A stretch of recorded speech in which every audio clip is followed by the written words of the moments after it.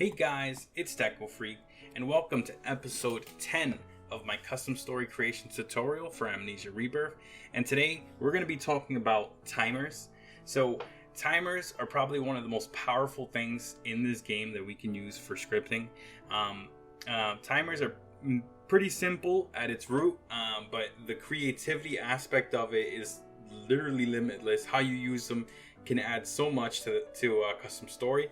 So pretty much timers is the basics of a timer is you do something and you start a timer, and when that timer finishes you can call any functions you want. You can do anything you want, despawn stuff, spawn an enemy, literally anything. So timers are very important tools, very powerful tools in this game for scripted events, and that's what we're going to be talking about today. This is a bit of a lead up to eventually talking about enemies. So I want to get to talking about enemies soon, maybe next episode. But what we're gonna do is we're gonna create a timer to spawn a ghoul, an enemy, and when we spawn him, we're gonna go and see when he spawns after a timer spawns and everything.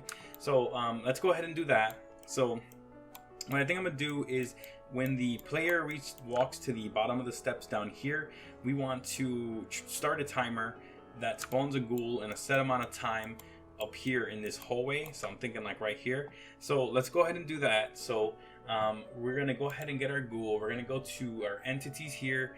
Under character, you should have all the characters, but if you go specifically under ghoul, we'll have our ghoul right here. So let's go ahead and grab him, and let's go ahead and drop him here. And let's go ahead and give him a rotate here. Just make him point towards the main hallway.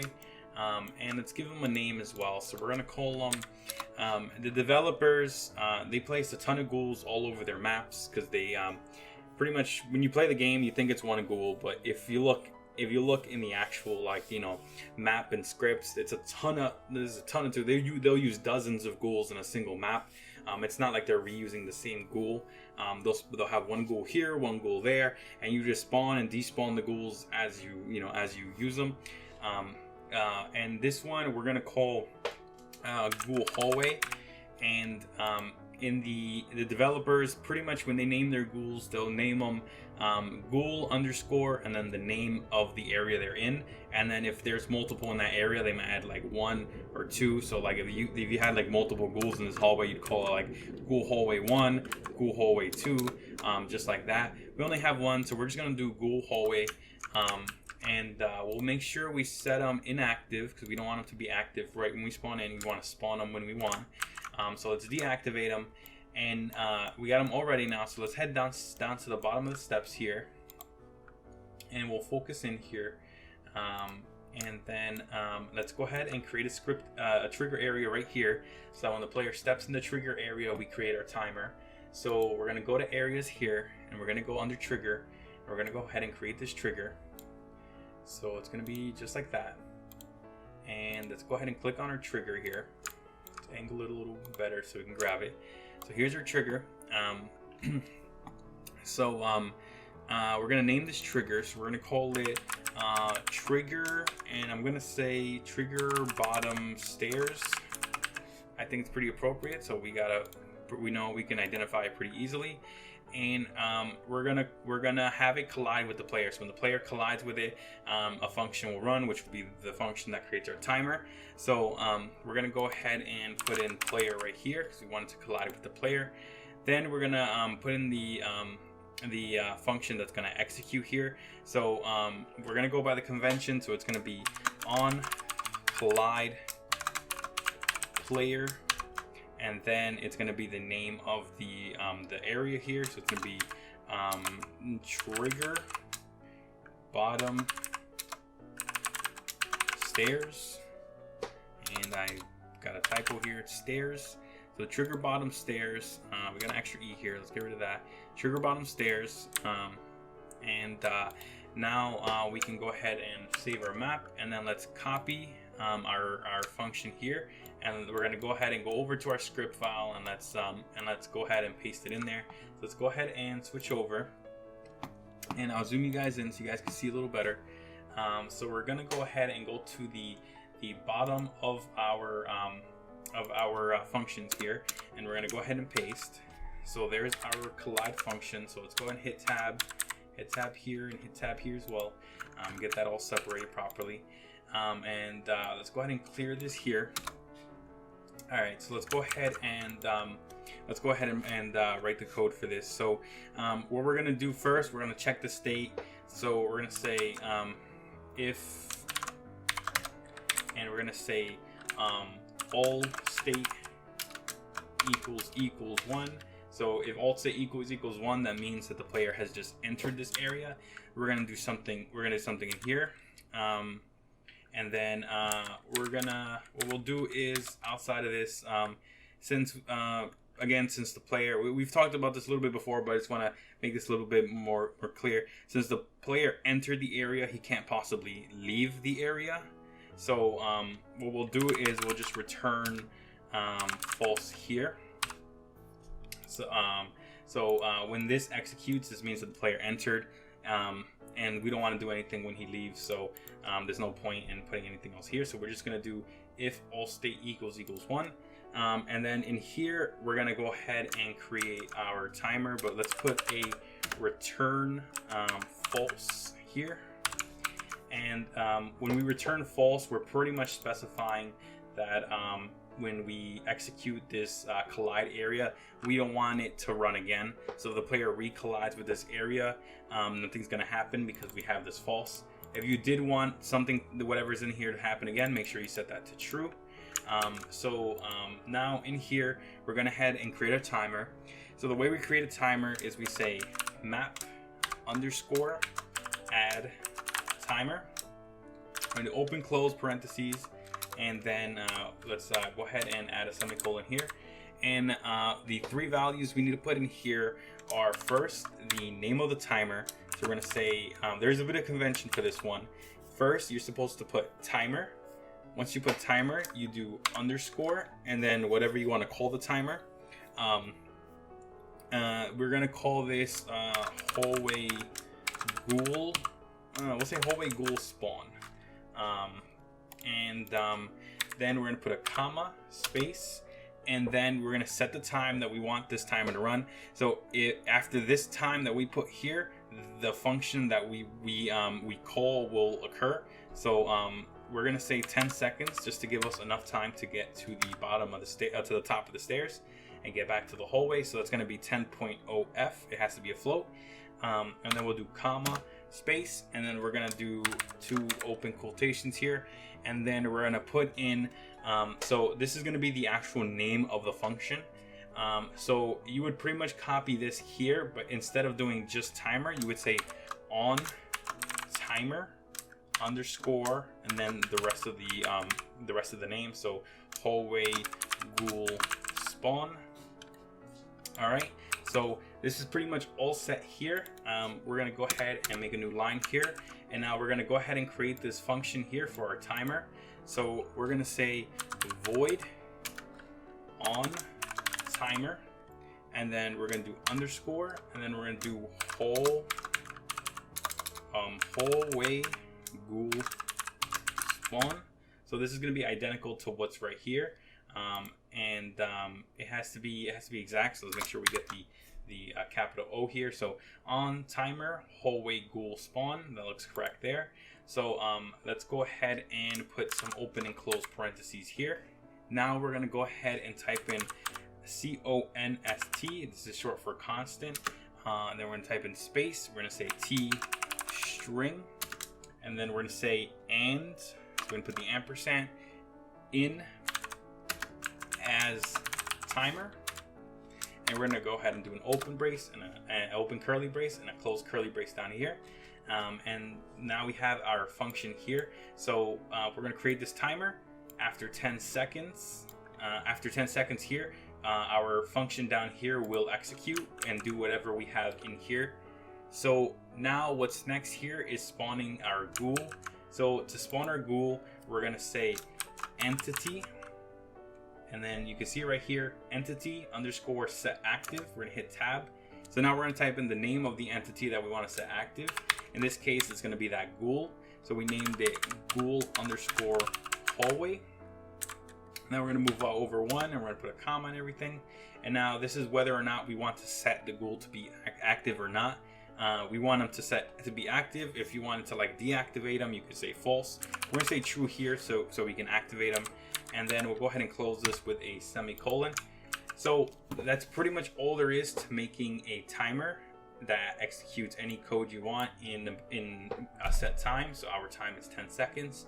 So we can go ahead and give this a run. So let's go ahead and save here, and let's make sure our level editor is saved as well. Looks like it is. So let's head back and now let's go ahead and execute our game, and let's see our script. All right, so here we are in our level. So let's go ahead and head to the bottom of the stairs and let's check out our timer. So let's go run. Alright, so when we walk past this barrier here, we should collide and our timer should start. So what we're gonna do is gonna run, and we're gonna run up the stairs really quick to watch our ghoul spawn. So let's run through. And let's go ahead and run all the way to the top of the stairs. Now let's watch him spawn here. And there he goes, he spawned. We don't really have a trigger to do anything, so he's not really gonna do anything besides stand there.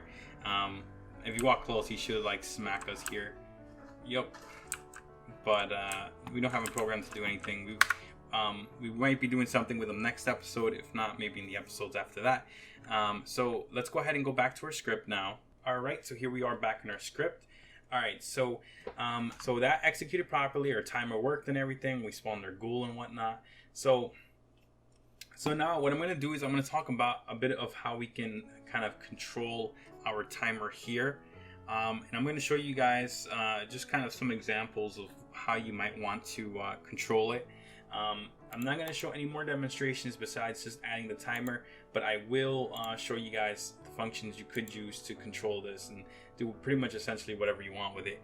So the first one, we're just going to run through all these here. So the first one you might want to use is map underscore timer exists here. So pretty much this checks if there's a timer that exists. So you would put the name of the timer. So this would be this right here, whatever you named it. I accidentally pasted something there. So whatever you named it. So in this case, we named it like timer hallway ghoul spawn. So you would put that in, and this would pretty much tell you. This would pretty much check for you if a timer exists. Note that when the timer's finished and the function executes and everything, the timer will delete itself, so the timer won't exist anymore.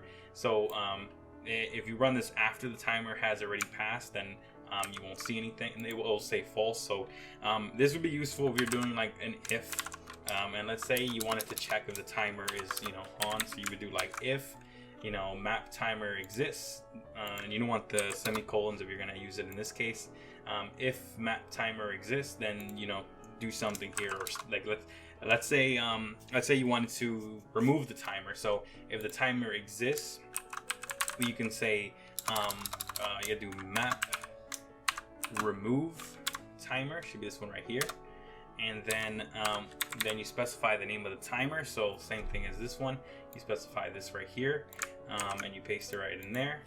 And this pretty much tells you, this pretty much says, if the timer does exist, remove the timer. So if you had some use for this is how you would do it. Timer exists, remove timer, and you can remove that timer. Next, you could do a reset on the timer. So let's say reset on the timer. Actually, we'll talk about that one in a second, just because I want to show that in a specific place. You can pause the timer. So let's just comment this out here, and we'll say, let's say we wanted to pause the timer. So we say map underscore set, and you can see right there, timer paused. So map set timer paused. So you specify you specify a timer, and then you specify whether you want it to be paused or not. So again, we're gonna take this number right here, this name right here that we have, timer hallway ghoul spawn, and then we'll do comma, and then let's say we wanted to pause it, we say true, and then make sure you get your semicolon. But if you didn't want to pause, if you didn't want to pause it, let's say it was already paused, you can just do false here, and then you can set it back to being active, unpause. So true to pause it, false to unpause it, and then you can pause it that way. So, you know, useful if you're like in a room. If you have a timer running that's gonna spawn, like let's say an enemy, but if a player enters a room, you don't want the ghoul to spawn while he enters that room. You can go ahead and pause the timer when he enters the room, and then when he steps back out, you can do like a leave here, like we kind of like what I explained. If all state equals -1, then you can do like a leave, and then make the timer unpaused again. So very useful, very useful. Let's go ahead and again comment this out just so we can talk about the next one. So let's go ahead and go down here. So the next one we're going to talk about is getting the time for a timer. So I'll explain that in a second. So we're going to do map underscore set timer, and then it's going to be it's going to be get timer time. So all this will tell you is how long is left in that timer that we've created, that's already created. So if this is the timer that we want to check, then we take, we get the name, we put it in here, and now this will tell us the time that it's been. So if you wanted to save this or do something with it, you can check it. So you can check how much time is here. If you wanted to save it, you can do like int time left or something like that. Time left on timer, and then set that equal to this. So so now we have a value called time left on timer, and we know how much time is left on this timer here before whenever this function executes and stuff. So useful function if you want to check the time. Sometimes useful. Again, you can get so creative with these. You can literally implement these in so many ways. You can think of so many scenarios. Like if an example I can think of, a player enters a room and you want to trigger an event, but let's say you want to check if the player has done a few objectives, and you feel that the player hasn't done some of the objectives that you wanted him to do. You can check how much time is left before like the ghoul spawns, and if you feel it's too little for where they are, what progress they've made in your level, you could like reset the timer or something like that, or you could cancel the timer and create a new one with a new time or something like that. Let's go ahead and talk about the next one now. So the next one we're going to talk about the time has passed function. So this one, so I'll write it out for you guys here. We'll do map time, and you can see has passed. And again, you can always check the definitions of these here. Like this one says, checks if a timer with a specified name has reached 0. If so, recreates a timer with the specified time and returns true. So pretty much what it does, you check if a timer time has already passed. I believe timers get like I said, the timers do get deleted after a set amount of time. But here we can take any timer that has passed and we can recreate that timer. So in this case, we check this timer here. And we see if the timer time has passed. And then if we wanted to recreate the same timer, you specify the new time that you want the timer to have. So let's say you wanted to recreate it with 5 seconds instead, you can go ahead and do that, and then recreate it like that. So you could recreate it. Let's go ahead and close that there. So the next one is go down, and the last one. Okay, so the last one we're going to talk about is restarting a timer. So let's go ahead and go down here and into our timer. So this one specifically has to be executed inside of your timer function. So in this case, this is our timer function, and this one is called map. This is the one I was talking about earlier. Restart current timer. So now we can restart this timer that we're in right now with a brand new time. So if we wanted to restart this timer, you do 5.0f and then hit the semicolon here, and then this will pretty much take this timer that we're in and restart it and have it go for 5 seconds before it executes the function again. So this is another powerful one here because you can do so much with that. This, like, let's say, you know, an example, like, you know, if and I'm just running a little pseudocode. This isn't actually anything you can run, but let's say, you know, if, you know, player has opened the door or something like that. So if player has opened door, then, you know, we want to, or we could say hasn't opened door, then we don't want to execute the timer. We can restart the timer, and then we do like an else here, and then we like take this set entity active here, for example, here. So if player has an open door, you know, map restart the timer. So restart this timer for another 5 seconds, and then it would just pass over this else. But if the player has opened this door, this is going to fail, and then it's going to do this instead, and it will set the ghoul active. So another powerful one here, that's super useful to be able to restart your timers on demand if like, let's say you don't want to execute this like that. So that's pretty much all the main functions I wanted to talk about regarding timers. I encourage you guys to just play around with all of these in your map. Use them however you want. You can some of these you can use in multiple different ways to accomplish the same thing. So it's really however you guys feel the most comfortable using these. So feel free to use those however you want. Again, I'll list all the functions in the description in a Pastebin for you guys to be able to access and see the details on.